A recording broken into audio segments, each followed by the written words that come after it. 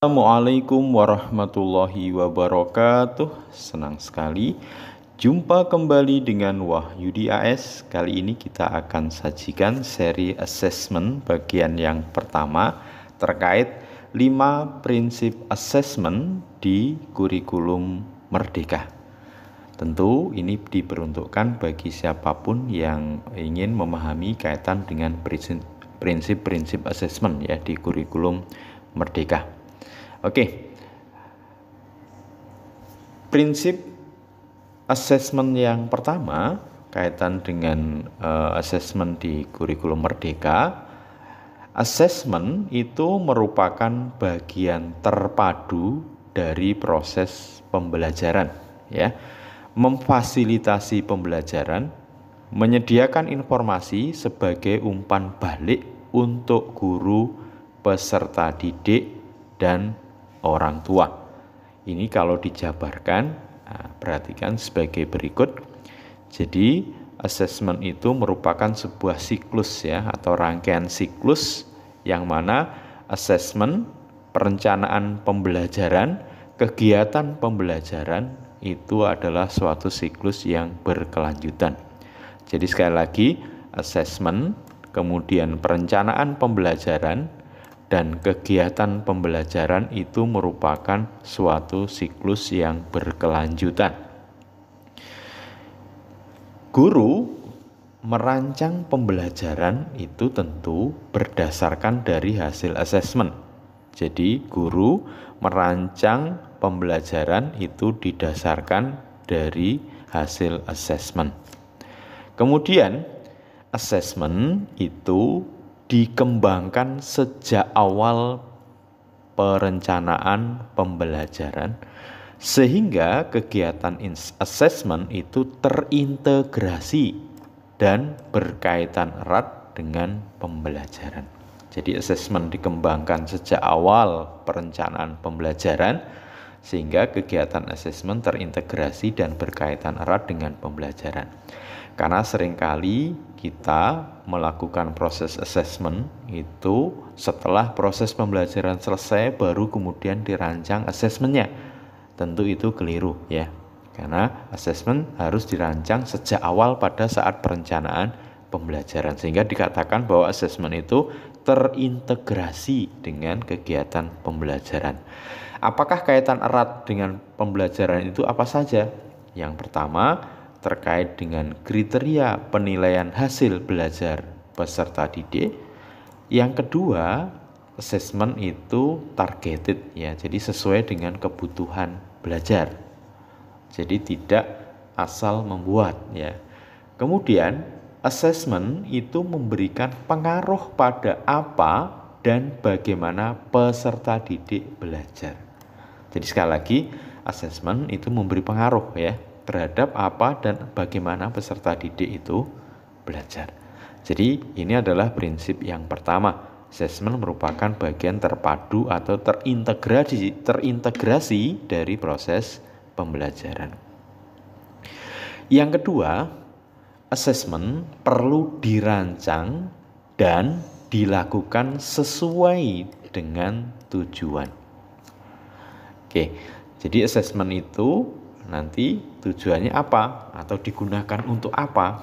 Yang pertama, assessment itu mendorong proses belajar menjadi bagian dari pembelajaran dan mengembangkan kemampuan metakognitif dan reflektif, atau seringkali ini dinamakan assessment formatif ya.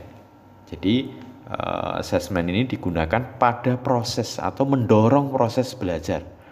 Artinya dia menjadi bagian dari pembelajaran.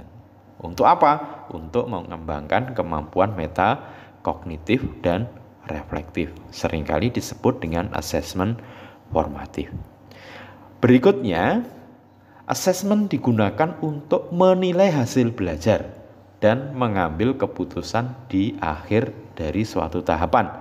Ini dikenal dengan assessment sumatif. Ya, kalau assessment formatif berarti dia mendorong proses pembelajaran juga untuk mengembangkan kemampuan metakognitif di mana dia terintegrasi pada proses pembelajaran, sementara asesmen sumatif itu menilai hasil belajar untuk mengambil keputusan di akhir di suatu tahapan.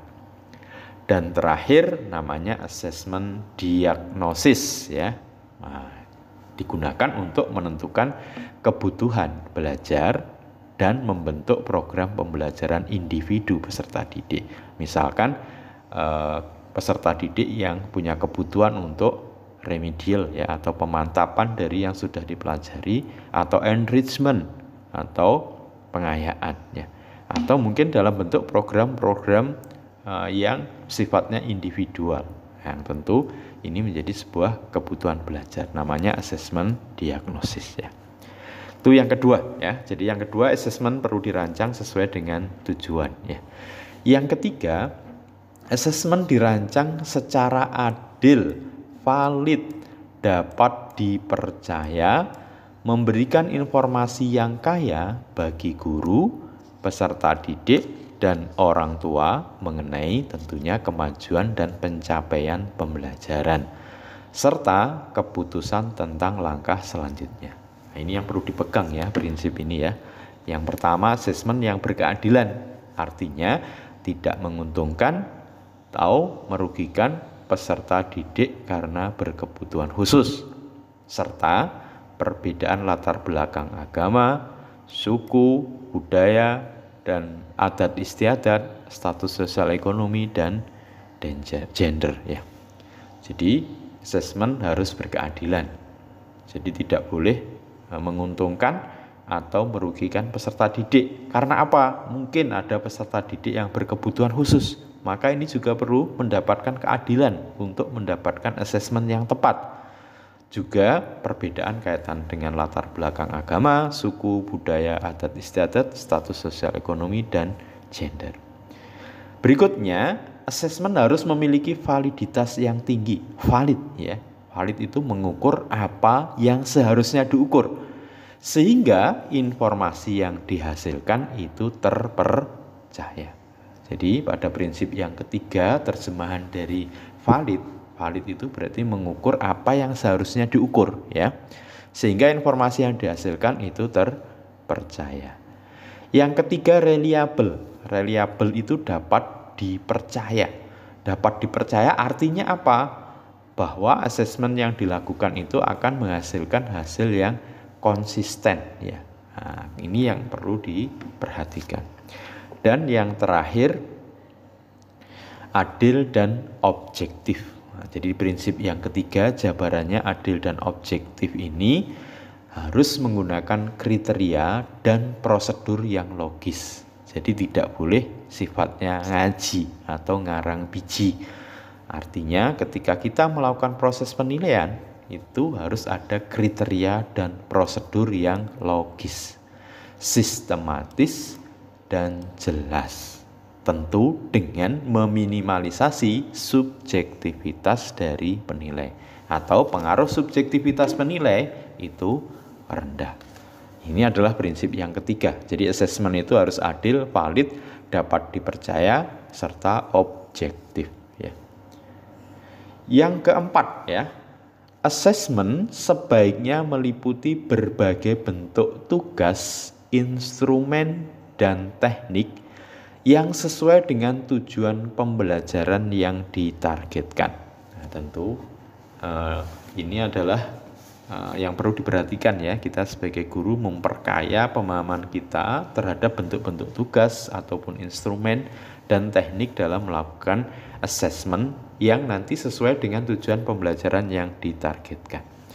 Di sini guru itu diberikan otonomi yang luas ya. Jadi kita sebagai guru itu punya otonomi yang luas dalam merencanakan dan menggunakan jenis dan teknik asesmen, tentu dengan memperhatikan beberapa pertimbangan berikut.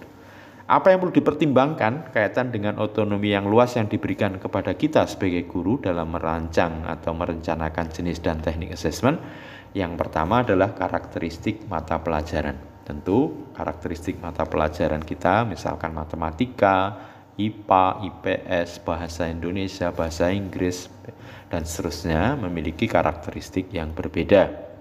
Yang kedua, yang perlu diperhatikan adalah karakteristik dan kemampuan peserta didik. Nah, tentu ini perlu kita perhatikan ya.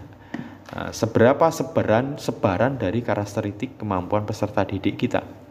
Itu juga nanti harus kita pertimbangkan ketika kita menyusun jenis dan teknik asesmennya.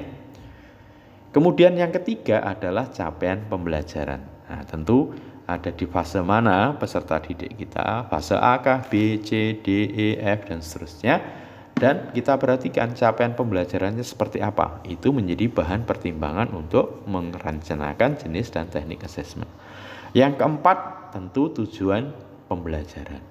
Dan yang kelima adalah sumber daya pendukung yang tersedia.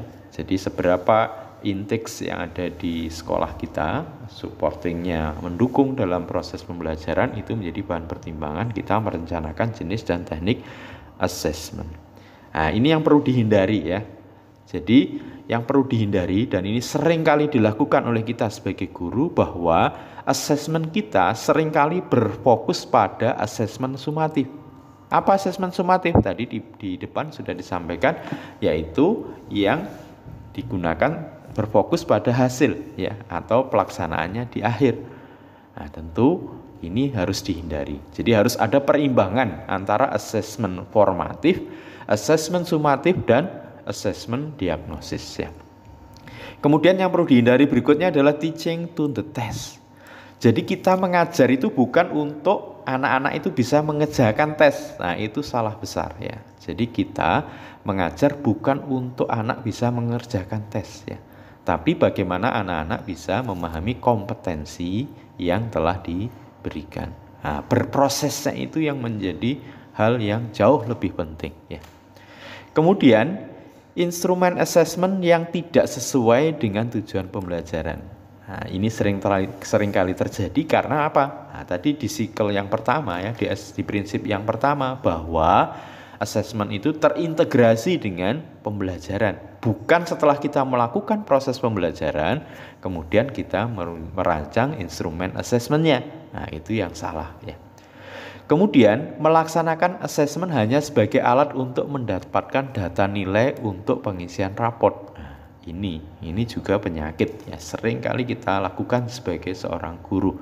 Jadi sekali lagi, assessment itu tidak hanya sekedar alat untuk kita bisa mengisi raport. Nah, tadi sudah dijelaskan di bagian yang depan. Dan yang terakhir, menggunakan hanya satu teknik penilaian. Nah, tentu kita harus perkaya teknik penilaian kita disesuaikan dengan tujuan pembelajaran. Prinsip yang kelima atau yang terakhir, laporan kemajuan belajar dan pencapaian peserta didik itu bersifat sederhana dan informatif. Apa itu sederhana dan informatif? Ya, memberikan informasi yang bermanfaat untuk peserta didik dan orang tua, dan data yang berguna untuk penjaminan mutu serta peningkatan mutu pembelajaran. Nah, ini yang perlu diperhatikan ya, bahwa prinsip assessment yang kelima itu bahwa laporan kemajuan belajar atau bisa jadi salah satunya raport itu sifatnya harus sederhana dan informatif ya. Apa itu? Ya, hasil penilaian memberikan makna yang relatif sama untuk semua mata pelajaran. Misalkan nilai 100 bermakna sama antar satu mata pelajaran dengan mata pelajaran yang lain. Misalkan 100 di bahasa Indonesia bermakna sama dengan 100 mungkin di matematika. Berikutnya, laporan kemajuan belajar itu mengacu pada ketercapaian kompetensi berdasarkan asesmen formatif dan sumatif. Jadi tidak hanya kita bertitik tolak pada asesmen sumatif. Bentuknya seperti apa sumatif? Misalkan di penilaian akhir semester. Nah, tapi penilaian proses atau asesmen formatif juga menjadi acuan untuk melakukan laporan kemajuan belajar. Berikutnya, asesmen mudah dipahami dan memberikan informasi yang utuh bagi orang tua. Asesmen juga harus menjawab kebutuhan peserta didik akan umpan balik yang memotivasi untuk mengembangkan diri. Nah, jadi asesmen kita harus mudah dipahami ya, untuk memberikan informasi yang utuh tentunya sebagai umpan balik ya, baik itu untuk menjawab kebutuhan peserta didik akan pembelajaran serta untuk pengembangan diri. Dan yang penting ini bahwa asesmen itu harus mudah dilakukan oleh guru. Jadi jangan sampai dalam kita mengelola pembelajaran itu sebagian besar kita fokus pada asesmen dan dipersulit oleh kaitan dengan instrumennya, cara menilainya dan seterusnya. Tentu prinsip yang kelima, asesmen ini harus mudah dilakukan oleh guru. Nah, ini yang penting ya. Nah, guru diharapkan mampu menerapkan moderasi dalam asesmen. Apa itu moderasi dalam asesmen? Yaitu memastikan antar guru mampu melakukan asesmen secara adil dan konsisten dengan menggunakan kriteria tertentu, kemudian melakukan komunikasi, kemudian konfirmasi dan klarifikasi antar guru. Artinya guru ini harus sifatnya kolaboratif ya, karena satu kesatuan dalam proses membelajarkan peserta didik, sehingga harus menerapkan moderasi ya. Apa itu moderasi? Ya, kita harus melakukan proses komunikasi ya. Dalam komunikasi ada konfirmasi dan klarifikasi terhadap asesmen yang dilakukan ataupun hasil yang didapatkan. Mudah-mudahan 5 prinsip asesmen di kurikulum Merdeka ini bisa membantu dan bermanfaat. Terima kasih, sampai ketemu pada video berikutnya. Assalamualaikum warahmatullahi wabarakatuh.